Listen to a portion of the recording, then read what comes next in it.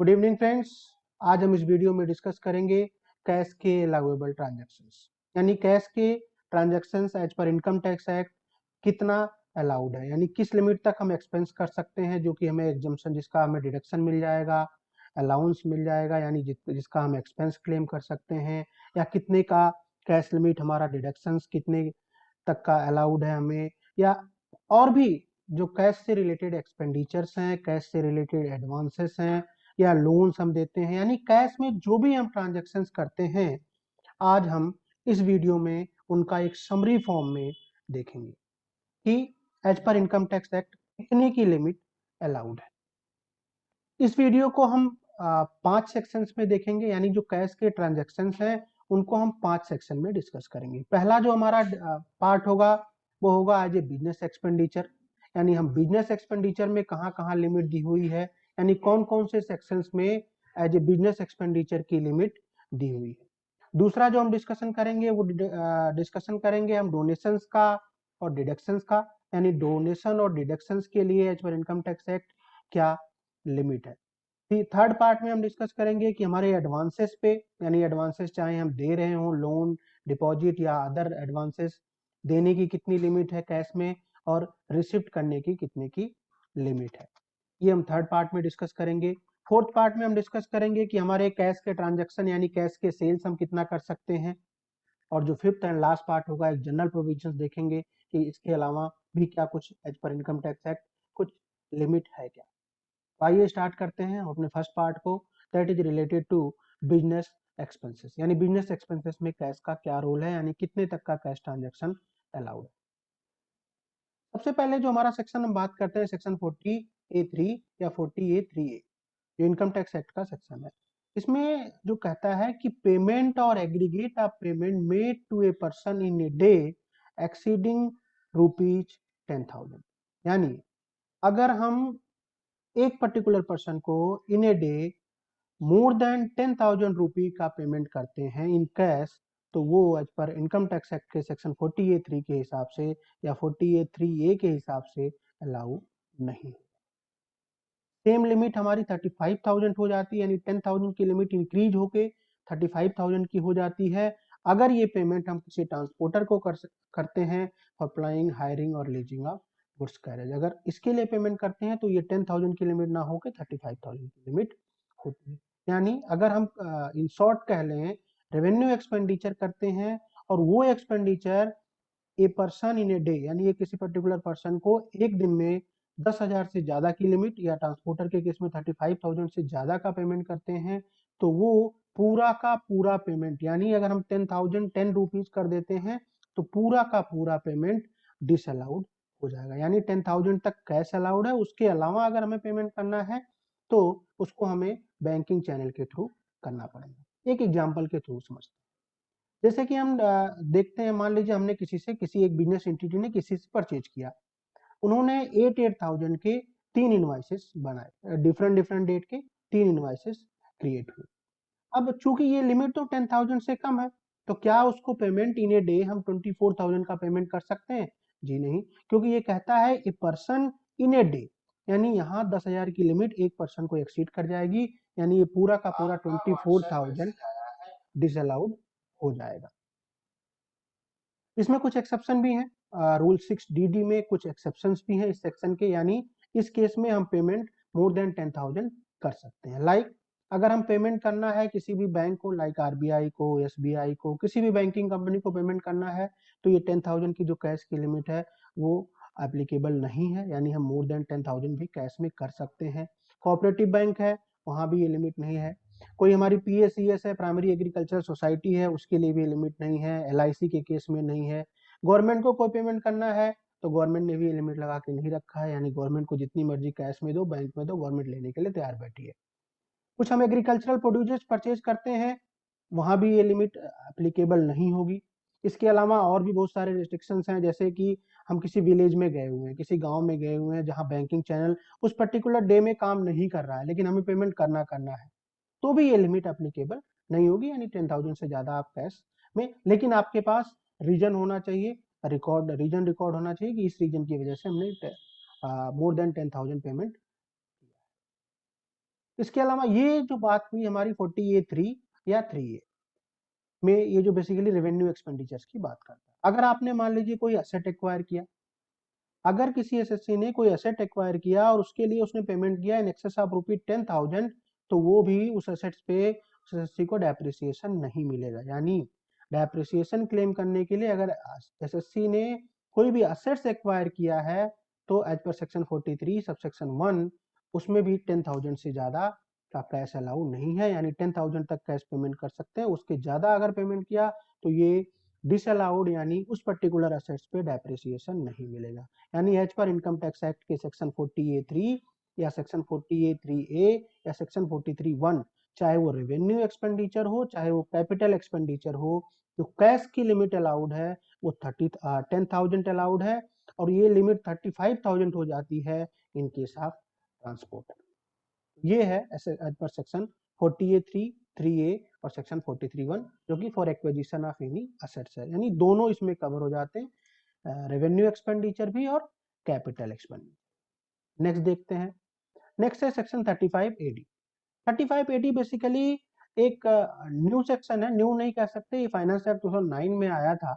इसमें ये section mainly specified business पे एप्लीकेबल है, यानी 2009 के बाद बहुत सारे बिजनेस को नोटिफाई किया गया इस सेक्शन में।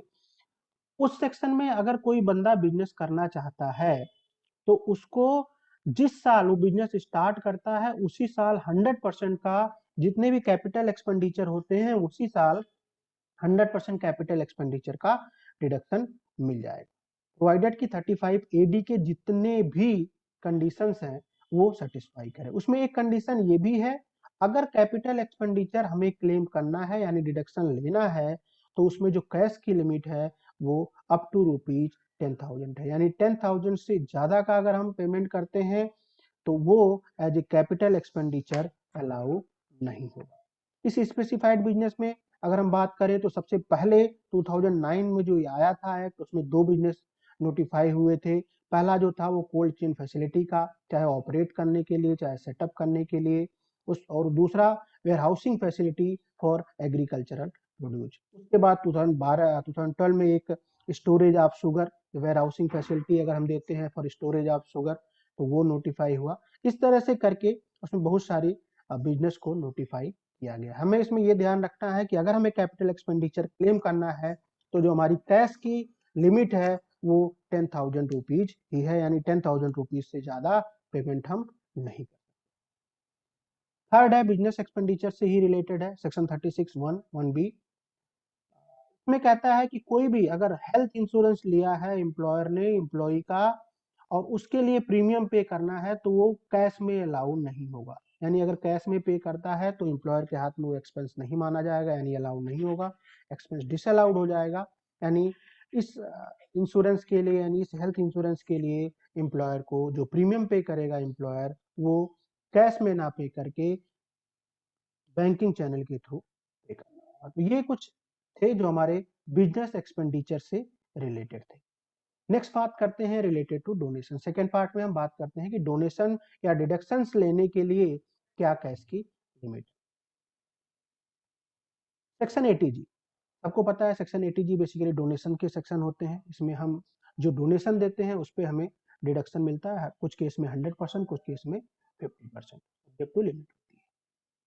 तो सेक्शन 80G में जो लिमिट है वो है 2,000 की, यानी अगर आपने मोर देन 2,000 का कैश में डोनेशन दिया है तो आपके हैंड में अलाउ नहीं होगा, यानी अप टू 2,000 का कैश अलाउड है, इससे ज्यादा का कैश अलाउ नहीं। सेम हमारा सेक्शन 80GGA में जाते हैं। ये सेक्शन बेसिकली डोनेशन का ये भी सेक्शन है। इसमें अगर हम साइंटिफिक रिसर्च के लिए कोई साइंटिफिक रिसर्च से रिलेटेड कोई इंटिटी है उसमें कोई डोनेशन देते हैं हम, तो उसमें जो लिमिट है ये 10,000 की, यानी अप टू 10,000 अलाउड है, 10,000 से ज्यादा का देते हैं तो वो हमें डिडक्शन नहीं मिलेगा। सेम वे में हम 80GGB और GGC, बेसिकली कोई भी पर्सन 80GGB में आते हैं कंपनी, 80GGC में आते हैं अदर देन कंपनी, कोई भी, यानी सारे पर्सन इसमें कवर हो गए। कोई भी पर्सन अगर पे करता है किसी भी पॉलिटिकल पार्टी को किसी भी इलेक्टोरल ट्रस्ट में, अगर वो कोई डोनेशन देता है तो वो अलाउ तभी होगा जब वो बैंकिंग चैनल के थ्रू देगा, यानी कैश इसमें 1 रुपए का भी कैश अलाउ नहीं है। यानी पॉलिटिकल पार्टी को कंट्रीब्यूशन करना है या इलेक्टोरल ट्रस्ट में कंट्रीब्यूशन करना है या कोई डोनेशन देना है तो हमें वो बैंकिंग चैनल के थ्रू ही देना पड़ेगा। नेक्स्ट हमारा सेक्शन 80D। सेक्शन 80D में हमें डिडक्शन मिलता है हेल्थ इंश्योरेंस। अगर कोई भी इंडिविजुअल अपने या अपनी फैमिली के हेल्थ इंश्योरेंस का प्रीमियम पे करता है तो उसको सेक्शन 80D में subject to a certain limit तक मिल जाता है। इसमें भी कैश 1 रुपए का भी कैश अलाउ नहीं है, यानी कि जो प्रीमियम पे होगा वो पूरा का पूरा बैंकिंग चैनल के थ्रू पे होगा, कैश अलाउ नहीं है। नेक्स्ट हमारा है सेक्शन 80JJAA। ये सेक्शन है हमारा एडिशनल 30% डिडक्शन मिलता है उस एंटिटीज को जो कि एम्प्लॉयमेंट क्रिएट करते हैं फॉर द न्यू एम्प्लॉय।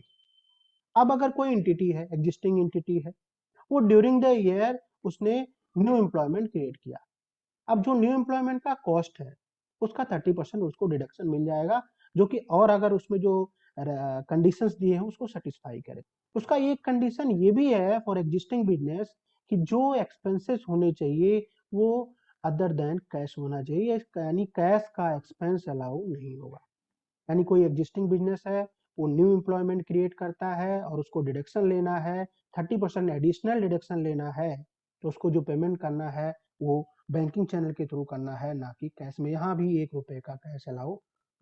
यानी इस पार्ट में हमने देखा 80G में मैक्सिमम 2000, 80GGA में मैक्सिमम 10,000 और बाकी के इन सेक्शंस में 80GGB या 80GGC यानी political party electoral trust, 80D यानी health insurance, 80JJAA employment of the new employ, यहाँ 1 रुपए का भी कैश अलाउ नहीं है, यानी सारे के सारे पेमेंट हमें बैंकिंग चैनल के थ्रू करना पड़ेगा। ये थे हमारा सेकेंड था हमारा डोनेशन और डिडक्शन।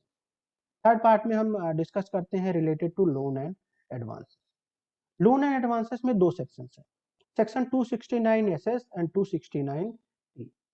ये दोनों सेक्शंस कहते हैं कोई भी पर्सन लोन, डिपॉजिट या कोई अदर स्पेसिफाइड सम, पहला है हमारा एक्सेप्ट नहीं कर सकता 269SS, और 269T कहता है कि रिपे नहीं कर सकता। यानी जो मैक्सिमम लिमिट है लोन लेने का या डिपॉजिट या कोई भी अदर एडवांस लेने का फॉर द बिजनेस पर्पज, वो 20,000 या उससे ज्यादा का अगर लेना चाह रहा है तो बैंकिंग चैनल के थ्रू ही करना पड़ेगा, कैश में अलाउ नहीं है। सेम हमारा रिपे करने का भी है, यानी रिपे करने की भी जो लिमिट है 20,000 और मोर है तो वो बैंकिंग चैनल के थ्रू करना पड़ेगा, यानी कैश में उससे कम अलाउड है, 20,000 या 20,000 से ज्यादा का अलाउ नहीं है। ये दोनों सेक्शन 269SS और T हमें as a business enterprises business entity को ये रोकते हैं, ये रेस्ट्रिक्ट करते हैं कि कितने का आप कैश में एडवांस ले सकते हैं, कितने का लोन ले सकते हैं, कितने का डिपॉजिट कैश में ले सकते हैं, यानी 20,000 से कम होना चाहिए पे करने के लिए भी लिमिट, क्योंकि इन चीजों को हमें रिपोर्ट भी करना होता है अपने फॉर्म 3CD जो टैक्स ऑडिट का हमारा फॉर्म है, उसमें हमें रिपोर्ट भी करना पड़ता है कि कितने हमारे बैलेंस शीट में loan and advances asset side में आ रहे हैं, कितने लायबिलिटी साइड में आ रहे हैं, और ये हमने लिया है अगर ड्यूरिंग द ईयर तो हमें रिपोर्ट करना पड़ता है। और रिपोर्ट करते टाइम हमें ये भी रिपोर्ट करना पड़ता है वो हमने बैंकिंग चैनल के थ्रू लिया है या कैश के थ्रू लिया है। क्योंकि कैश अलाउ नहीं है तो हमें कैश नहीं लेना चाहिए, अदरवाइज इसकी जो पेनल्टी है वो हमारे ऊपर लग जाएगी। फोर्थ पार्ट में बात करते हैं कैश सेल्स की। कैश सेल कितना कर सकते हैं? कैश सेल का जो सेक्शन है वो सेक्शन है 269ST। सेक्शन 269ST कहता है कि हम किसी भी पर्टिकुलर डे में चाहे किसी भी ट्रांजेक्शन के लिए, किसी भी सिंगल इवेंट के लिए या सिंगल ओकेजन के लिए हम किसी भी पर्सन से 2 लाख रुपए से ज्यादा कैश में नहीं ले सकते। लेट सपोज हमने एक इनवाइस रेज किया 15 लाख, 15 लाख का इनवाइस रेज किया तो क्या उस इनवाइस के अगेंस्ट हम डिफरेंट डिफरेंट डेट में एग्रीगेट 2 लाख रुपए से ज्यादा ले सकते हैं, 2 लाख या 2 लाख से ज्यादा कैश में ले सकते हैं? Answer is no. क्योंकि भले आपने अलग अलग डेज में पेमेंट लिया है, उस पर्टिकुलर जो बंदा पेमेंट कर रहा है पहले उसके एंगल से सेक्शन 40A3 देखना पड़ेगा अगर वो as a business expense claim करना चाहता है। अगर वो बिजनेस एक्सपेंस क्लेम नहीं करना चाहता है तो उसके पार्ट पे तो सेक्शन अट्रैक्ट नहीं होगा, लेकिन जो बंदा रिसीव कर रहा है उसके लिए सेक्शन 269 रोल में आ जाएगा। वो कहता है कि आप किसी भी ओकेजन के लिए चाहे वो डिफरेंट डेट में लीजिए, सिंगल डेट में लीजिए, एग्रीगेट में मिला के 2 लाख रुपए से ज़्यादा आपको नहीं लेना। अगर 2 लाख रुपए से आप ज़्यादा लेते हैं तो इस सेक्शन का वायलेशन करेंगे, और सेक्शन वायलेशन करने के बाद इसकी सेक्शन की जो पेनल्टी है वो आपके ऊपर लेवी हो जाएगी। इसमें अभी एक रिसेंटली एक एग्जम्पशन आया है, जो हमारे हॉस्पिटल्स हैं, नर्सिंग होम हैं, अदर कोविड केयर फैसिलिटीज हैं, उनके लिए ये सेक्शंस अभी फ्रॉम 1 अप्रैल टू 31 मई हटा दिया गया है, यानी उनको एग्जम्पशन दे दिया गया है। वो सामने के बंदे से पेमेंट 2 लाख से अधिक कैश में ले सकते हैं on behalf of the patient, और उनको उस चीज के लिए उस पर्टिकुलर बंदे का पैन या आधार लेना होगा, और रिलेशनशिप उस पेशेंट से कि क्या रिलेशनशिप है। तो इनके लिए लिमिट 2 लाख की अलाउ नहीं है। बाकी जितने भी बिजनेस एंटिटीज हैं उनके लिए ये लिमिट है कि वो 2 लाख रुपए से अधिक किसी से भी नहीं ले सकते अदर देन अकाउंट 2 लाख या उससे अधिक अदर देन अकाउंट पे, चेक अकाउंट पे, यानी अदर देन बैंकिंग चैनल के थ्रू। तो ये हमारा फोर्थ पार्ट। फिफ्थ पार्ट में कुछ एक जनरल प्रोविजन, एक सेक्शन हमारा 1 नवंबर 2019 को इंसर्ट हुआ था, सेक्शन 269 यस, जो इनकम टैक्स एक्ट का सेक्शन है, और इसमें एक रूल भी है 119A of the income tax rule. इसमें कहता है कि कोई भी पर्सन जो बिजनेस करता है, अगर उसके बिजनेस का जो टर्नओवर है, चाहे बिजनेस का ग्रॉस रिसीट है या सेल्स है, जो भी देखें पर्टिकुलर केस में, क्योंकि प्रोफेशन है तो रिसीट देखेंगे, सेल्स है, अगर वो 50 करोड़ रुपीज से एक्सीड करता है immediately preceding the previous year, तो उसको जो है कुछ फैसिलिटीज प्रोवाइड करनी पड़ेगी सामने वाले बंदे को पेमेंट करने के लिए, for accepting payment through prescribed electronic mode. और जो रूल 119A है उसने इसमें बताया कि हमारा जो रुपे डेबिट कार्ड है उससे पेमेंट एक्सेप्ट करना पड़ेगा, जो भीम यूपीआई है उसके थ्रू एक्सेप्ट करना पड़ेगा, और इसके अलावा जो क्यूआर स्कैन कोड की फैसिलिटी भी प्रोवाइड करनी पड़ेगी, जिससे कि सामने वाला पर्सन कैश अगर पेमेंट करना इन मीडियम के माध्यम से पेमेंट करना चाहता है तो पेमेंट में एक्सेप्शन है। अगर कोई B2B ट्रांजेक्शन करता है, यानी B2C यानी रिटेल कस्टमर से या कंज्यूमर से ट्रांजेक्शन नहीं है किसी का, और उसका 95% जो एग्रीगेट बिजनेस होता है उसका 95% अगर बैंकिंग चैनल के थ्रू होता है तो उस पर ये सेक्शन एप्लीकेबल नहीं होगा। उसके अलावा सबको जो ये फैसिलिटी दी हुई है रूल 119A में, उसको वो फैसिलिटी देनी पड़ेगी फॉर एक्सेप्टिंग पेमेंट।